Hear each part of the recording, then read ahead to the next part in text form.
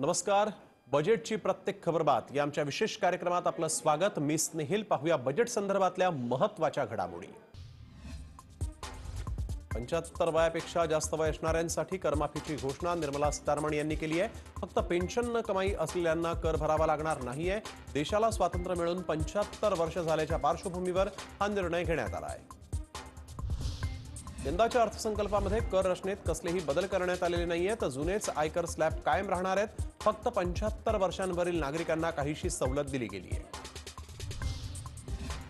32 राज्य आणि केंद्रशासित प्रदेशामध्ये वन नेशन वन रेशन हा उपक्रम राबवला जाणार आहे. वन नेशन वन रेशनच्या स्थलांतरित मजुरांनाही मोठा लाभ होणार आहे. स्थलांतरित मजुरांसाठी स्वतंत्र पोर्टल सुरू केलं जाईल अशी माहिती निर्मला सीतारामन यांनी दिली. आज सादर झालेल्या अर्थसंकल्पामध्ये राज्यातील नाशिक आणि नागपूर मेट्रोसाठी विशेष तरतूद करण्यात आली आहे. नाशिक मेट्रोसाठी 2092 कोटी तर नागपूर मेट्रो 2 साठी 5976 कोटी रुपये देण्यात येणार असल्याची माहिती अर्थमंत्र्यांनी दिली. रेल्वेसाठी 1,10,055 कोटींची तरतूद करण्यात आली आहे. 46,000 किलोमीटर रेल्वे मार्गाचे विद्युतीकरण आता करण्यात येणार आहे. 2023 पासून नवीन रेल्वे सेवांना सुरुवात होणार आहे अशी माहिती निर्मला सीतारामन यांनी दिली. सोन्यावरील कस्टम ड्युटी कमी होणार असल्याची घोषणा निर्मला सीतारामन यांनी केली आहे. यामुळे सोनं आणि चांदी स्वस्त होणार आहे. भारतीय बनावटीचे मोबाईल स्वस्त होण्याची घोषणा अर्थमंत्री निर्मला सीतारामन यांनी यावेळेस केली. देशात 750 एकलव्य स्कूल उभारण्यात येणार आहेत. मागासवर्गीय मुलांसाठी मोठी घोषणा करण्यात आली आहे. 6 वर्षांसाठी 35,919 कोटींची तरतूद यात असणार आहे. देशात 27 शहरांमध्ये मेट्रोचं जाळं पसरलं आहे. अर्थसंकल्पात देशातील मेट्रोसाठी एकूण 11,000 कोटींची तरतूद करण्यात आली आहे. महिलांचा सर्वांगीण विकास व्हावा हा हेतू समोर ठेवून महिलांना यापुढे सर्व क्षेत्रात काम करता येईल असं केंद्र सरकारनं म्हटलंय. तशी घोषणा अर्थमंत्री निर्मला सीतारामन यांनी केली. तसंच महिलांना यानंतर नाईट शिफ्टमध्ये सुद्धा काम करता येणार आहे. यंदाच्या अर्थसंकल्पात कपड्याच्या हातमागावर सूट मिळणार आहे. त्यामुळे देशात निर्मिती होणारे नायलॉनचे कपडे स्वस्त होणार आहेत. तसंच ड्राय क्लिनिंगही स्वस्त होणार आहे. देशाच्या अर्थसंकल्पात लोखंड स्टीलच्या वस्तूंना कस्टम ड्युटीत सूट मिळणार असल्यानं लोखंड आणि स्टीलच्या वस्तू स्वस्त होणार आहेत. अर्थसंकल्प सादर करताना चामड्यापासून बनवणाऱ्या वस्तू स्वस्त होणार असल्याची घोषणा अर्थमंत्री निर्मला सीतारामन यांनी केली आहे. अर्थसंकल्पात केमिकलवरील कस्टम ड्युटी कमी करणार असल्याची घोषणा करण्यात आली. त्यामुळे देशात आता केमिकल्सही स्वस्त होणार आहे. आंब्यावरील कस्टम ड्युटीत सूट मिळणार आहे. आंब्याच्या वस्तू स्वस्त होणार असल्याची घोषणा अर्थसंकल्पात करण्यात आली. भुसावळ खरगपूर रेल्वे महाल वाहतूक कॉरिडॉरची घोषणाही अर्थमंत्र्यांनी केली आहे. यासह जळगाव जिल्ह्यातील पाचोरा ते जामनेर या मीटरगेज रेल्वे मार्गाचं ब्रॉडगेजमध्ये आता रूपांतर करण्यात येणार आहे. भुसावळ ते खरगपूर कॉरिडॉर हा जळगाव जिल्ह्याच्या दृष्टीनं शिक्षणासह शिक्षणाच्या आणि उद्योगाच्या दृष्टीनं देखील महत्त्वपूर्ण आहे. या मोबाईलच्या सुट्या भागांना 0% कस्टम ड्युटी होती ती आता 2.5% करण्यात आली आहे. त्यामुळे विदेशी मोबाईलही महाग होणार आहेत. यंदाच्या अर्थसंकल्पात ऑटो पार्ट्स महाग होणार असल्याची घोषणा करण्यात आली. ऑटो पार्ट्समधील काही गोष्टींवरील कस्टम ड्युटी वाढवण्यात आली असून ऑटो पार्ट्स महागणार आहेत. अर्थसंकल्पात जेमस्टोन ज्वेलरीवरील कस्टम ड्युटीत वाढ करण्यात आली आहे. त्यामुळे स्टोन्स आणि ज्वेलरी महागणार आहे. जीएसटी भरण्याची प्रक्रिया आता सोपी केली जाणार आहे. जीएसटी चोरी करण्याकरिता कारवाईची व्यवस्था अधिक कडक केली जाणार आहे. आयडीबीआय सोबतच अन्य 2 सरकारी बँकांचं खासगीकरण होणार असल्याची मोठी घोषणा निर्मला सीतारामन यांनी केली. तसंच एका विमा कंपनीचंही खासगीकरण केलं जाणार आहे. काही संस्था कर्मचाऱ्यांचं ईपीएफ वेळेवर जमा करत नाही. त्यामुळे संस्थांनी कर्मचाऱ्यांचा ईपीएफ वेळेवर भरावा यासाठी व्यवस्था आता तयार केली जाणार असल्याचं निर्मला सीतारामन यांनी म्हटलं. सिक्युरिटीज एक्सचेंज बोर्ड ऑफ इंडियाला आणखीन मजबूत करण्याचा केंद्र सरकारचा मानस असल्याचं सीतारामन यांनी म्हटलंय. तसंच सरकारी बँकांमध्ये 22,000 कोटी टाकणार असल्याचंही त्या म्हणाल्या. 2020 मध्ये रेकॉर्ड ब्रेक 6,48,00,000 लोकांनी आयकर रिटर्न भरल्याची माहिती निर्मला सीतारामन यांनी दिली. कोरोना संकटापूर्वी कॉर्पोरेट करामध्ये कपात करण्यात आलेली आहे. यामुळे कराचा बोजा कमी झाल्याचंही त्या म्हणाल्या. अर्थसंकल्पात बँकेतल्या पैशांवर मोठी घोषणा करण्यात आली आहे. बँक बुडली तरी तुमचे 5 लाख रुपये इतकी अमाउंट आता सुरक्षित राहणार आहे. यासाठी तशी तरतूद करण्यात आली आहे. डिजिटल व्यवहारास चालना मिळावी म्हणून केंद्र सरकारनं मोठी तरतूद केलेली आहे. निर्मला सीतारामन यांनी केलेल्या घोषणेनुसार डिजिटल व्यवहारांना चालना देण्यासाठी केंद्र सरकारकडून 1500 कोटींची तरतूद केली जाणार आहे.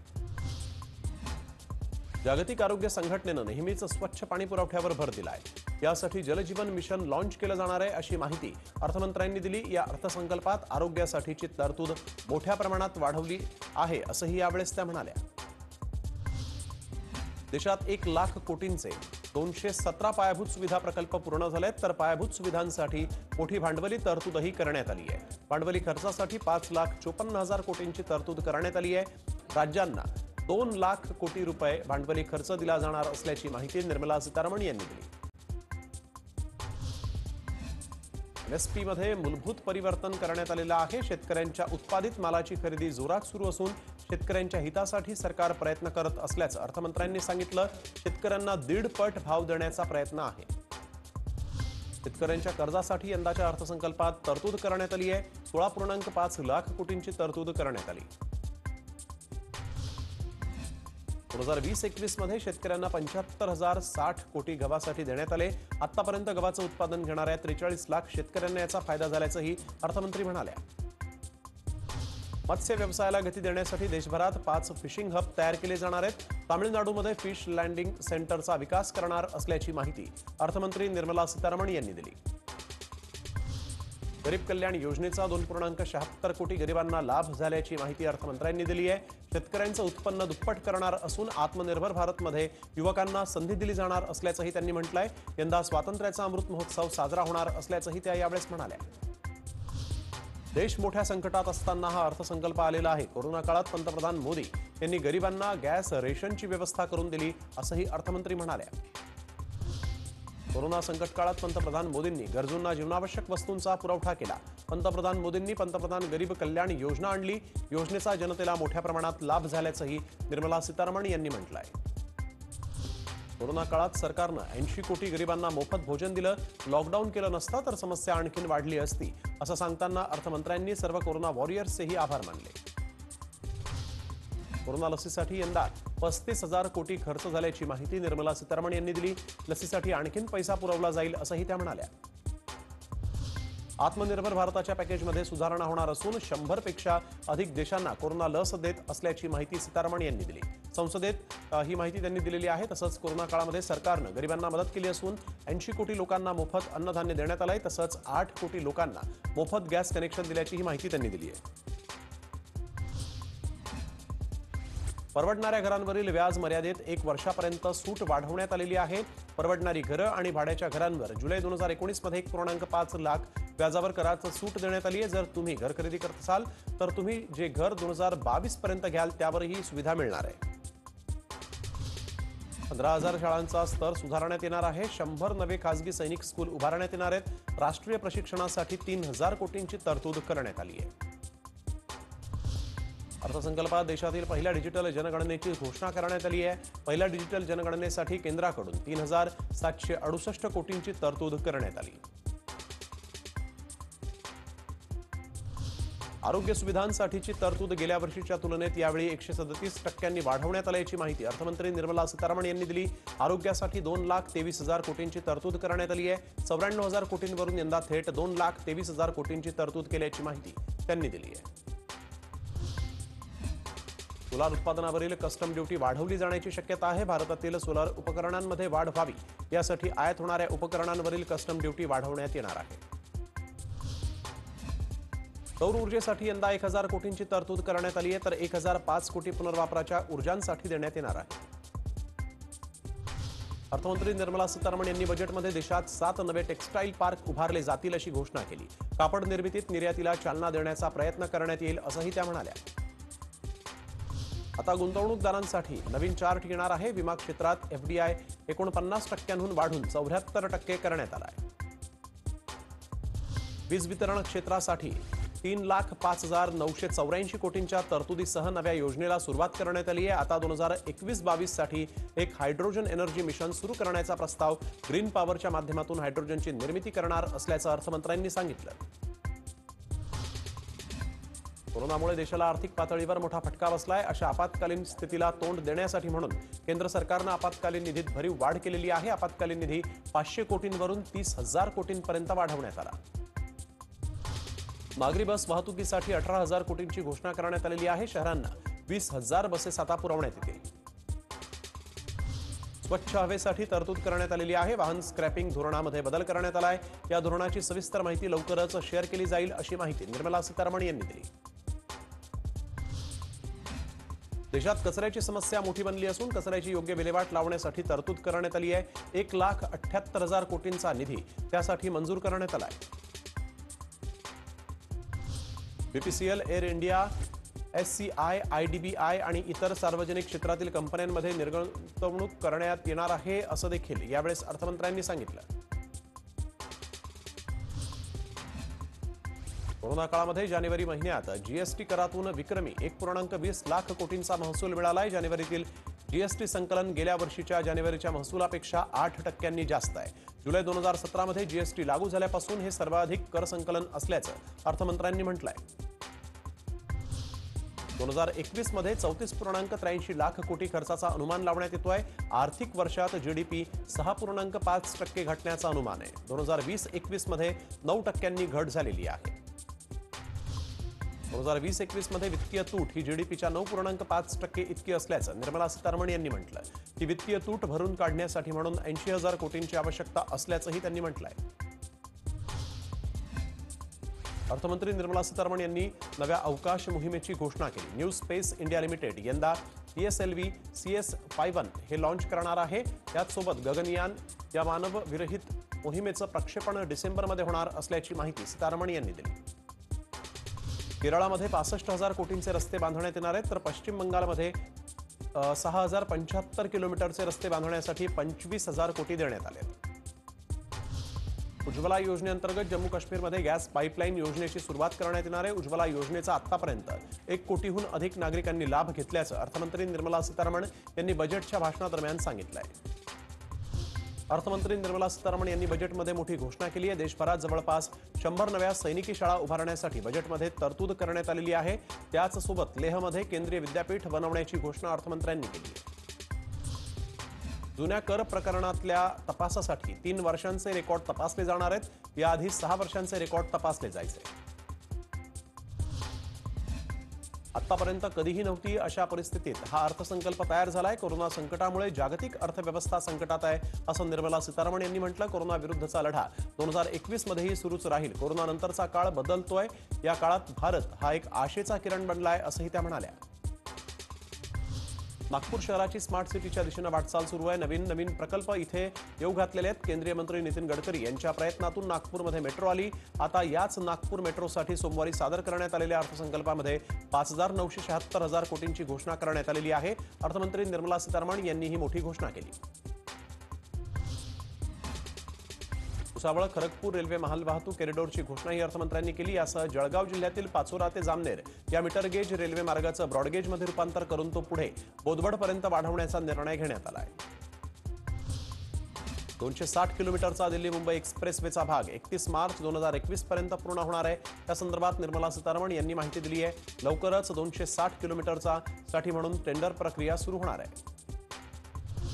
मुंबई कन्याकुमारी महामार्गासाठी 64,000 कोटींची तरतूद अर्थसंकल्पात करण्यात आली। मुंबई ते कन्याकुमारी हा 1,760 किलोमीटर लांबीचा महामार्ग असून यामुळे दोन्ही शहरांचा विकास होणार आहे।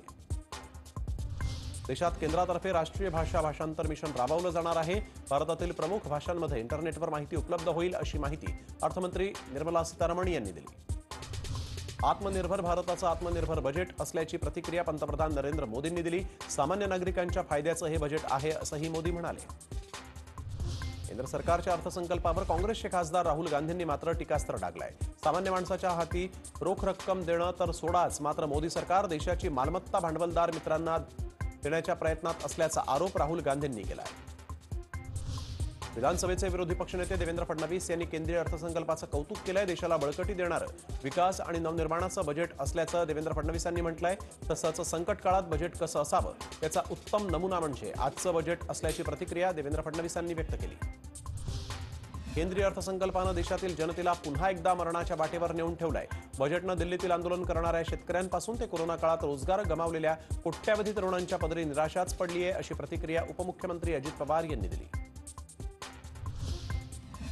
हा अर्थसंकल्प निवडणुका डोळ्यासमोर ठेवून मांडण्यात आलेला असल्याची टीका आदित्य ठाकरे यांनी केली. अर्थसंकल्प निराशाजनक असल्याचंही आदित्य ठाकरे म्हणाले.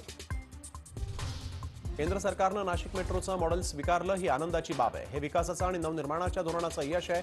नाशिक मेट्रोसाठी 2092 कोटी आणि नागपूर मेट्रो दुसऱ्या टप्प्यासाठी 5976 कोटी रुपये आत्मनिर्भर भारताअंतर्गत देण्यात येणार असल्याची माहिती फडणवीसांनी दिली. नाशिक आणि नागपूर मेट्रोसाठी अर्थसंकल्पामध्ये तरतूद करण्यात आल्यानंतर संजय राऊत यांनी मुंबई संदर्भात केंद्राला सवाल केलाय. मुंबई मेट्रो का रखडवली असा प्रश्न त्यांनी विचारलाय. अर्थसंकल्पामध्ये आर्थिक थापा मारणं आता बंद करा, बजेटमध्ये महाराष्ट्र दिसत नाही, अशा शब्दात शिवसेनेचे खासदार संजय राऊत यांनी केंद्रावर टीका केली. निवडणुका आहेत म्हणून निधी वाटप केलं का असा सवालही त्यांनी विचारलाय. देशात महाराष्ट्र आहे पण बजेटमध्ये महाराष्ट्र दिसत नाही, अशी प्रतिक्रिया छगन भुजबळ यांनी दिली. नाशिक मेट्रोला जाहीर केलेल्या निधीचं स्वागत, पण महाराष्ट्रातील शेतकऱ्यांना काय मिळालं हा सवाल भुजबळांनी विचारला. देश विकायला काढला असा आजच्या अर्थसंकल्पाचा अर्थ आहे, अशी खोचक टीका मंत्री जितेंद्र आव्हाड यांनी केली. अर्थमंत्री निर्मला सीतारामन यांनी मांडलेला अर्थसंकल्प निराश करणारा असल्याची प्रतिक्रिया काँग्रेसचे प्रदेशाध्यक्ष बाळासाहेब थोरात यांनी दिली. देशाच्या अर्थसंकल्पातून मुंबई आणि महाराष्ट्रातील गरीब सर्वसामान्य जनतेला काहीही मिळालेलं नाही. उलट हे बजेट म्हणजे 5 राज्यांच्या निवडणुकांचा जाहीरनामा असल्याचा घणाघात बाळासाहेब थोरातांनी केला. मैं देश बिकने नहीं दूंगा म्हणणाऱ्यांनी देशातील रेल्वे, एअर इंडिया विकायला काढली असल्याचं म्हणत बाळासाहेब थोरातांनी नाव न घेता थेट पंतप्रधानांवर निशाणा साधला. आजचा अर्थसंकल्प सर्वसामान्यांची पिळवणूक करणारा असल्याची टीका मंत्री अशोक चव्हाण यांनी केली आहे. केंद्र सरकारनं दिशाहीन अर्थसंकल्प मांडून कोरोना आणि ढासळलेल्या अर्थव्यवस्थेमुळे पिचलेल्यांची पिळवणूक केल्याची टीका अशोक चव्हाणांनी केली.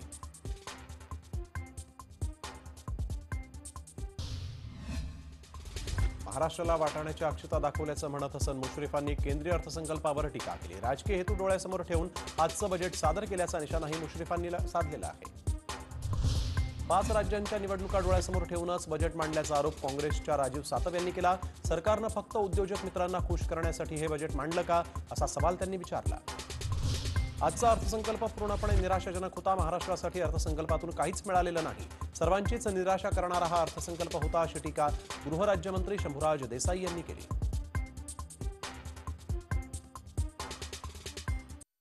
वेळ संध्याकाळी 7ची. देश महाराष्ट्राची महत्वाची खबरबात जाणून घ्यायची. देश आणि महाराष्ट्राच्या मोठ्या बातम्यांचं बुलेटिन देश महाराष्ट्र रोज संध्याकाळी 7 वाजता. TV9 मराठी, काळजी तुमची, हित महाराष्ट्राचं.